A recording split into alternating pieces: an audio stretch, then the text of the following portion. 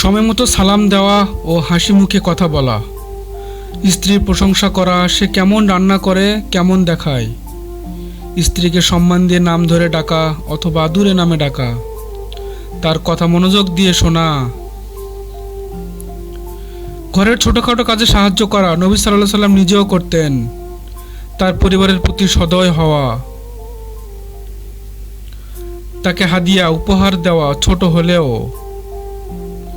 তার অনুভূতি ও কষ্ট বোঝার চেষ্টা করা।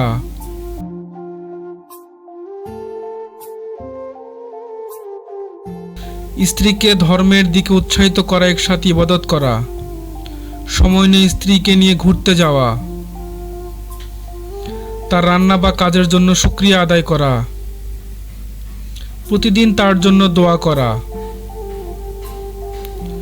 প্রয়োজন ছাড়াও তাকে ফোন বা মেসেজ করে ভালোবাসা প্রকাশ করা, কোনো ভুল করলে ক্ষমা করে দেওয়া, স্ত্রীকে সন্তানদের সামনে সম্মান দেখানো,